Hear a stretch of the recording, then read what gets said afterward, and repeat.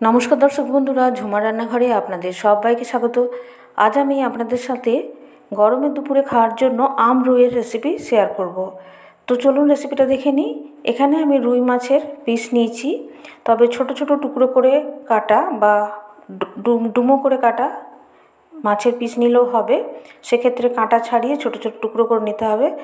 নুন হলুদ মাখিয়ে নিলাম। একটা কাঁচা আম লাগবে, আমের বোটা এবং খোসাটা ছাড়িয়ে লম্বা করে কেটে নিয়েছি। আর এখানে আমি হাফ চামচের বেশি মেথি রোস্ট করে নিচ্ছি, আর হালকা ব্রাউন করে রোস্ট করে নিতে হবে, খুব বেশি কালো যেন না হয়ে যায়, তাহলে তিতো লাগবে। এবার সর্ষের তেলে মাছটা ভালো করে ভেজে নেব। তো দুবারে আমি মাছগুলো ভেজে নিচ্ছি। বন্ধুরা, আমার রেসিপি আপনাদের ভালো লেগে থাকলে প্লিজ আমার চ্যানেল সাবস্ক্রাইব করবেন, পাশে থাকা বেল বাটনটা ক্লিক করে দেবেন, তাহলে যখনই আমি নতুন নতুন রান্নার ভিডিও আপলোড করব নোটিফিকেশান আপনাদের কাছে পৌঁছে যাবে। এবার আরও সর্ষের তেল যোগ করে একটা গোটা শুকনো লঙ্কা, দুটো এলাচ ফাটিয়ে দিয়ে দিচ্ছি, আর হাফ টিস্পুনের মতো জিরে, সর্ষে সামান্য ফোড়নে দিলাম।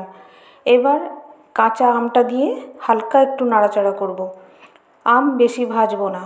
এখানে 1/4 টিস্পুন হলুদের গুঁড়ো, 1/4 টিস্পুন শুকনো লঙ্কার গুঁড়ো দিয়ে আমটা একটু কষে নিলাম। এর সাথে ভাজা মাছটা দিয়ে নাড়াচাড়া করে নেব।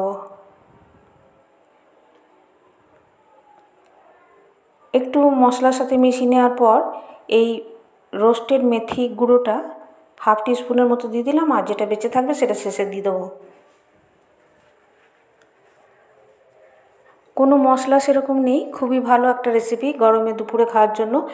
এবার প্রয়োজন মতো জলটা দিয়ে দেবো, যেরকম গ্রেভি রাখতে চান সেইভাবে। আর নুনটা দিয়ে দিতে হবে, আর সামান্য চিনি দিলাম, চিনিটা নিজেদের পছন্দ অনুসারে দেবেন। আর ঢাকা দিয়ে 3-4 মিনিট ফুটিয়ে নেব যাতে আমটা সেদ্ধ হয়ে যায়। আর শেষে মেথি গুঁড়োটা ছড়িয়ে দিলাম।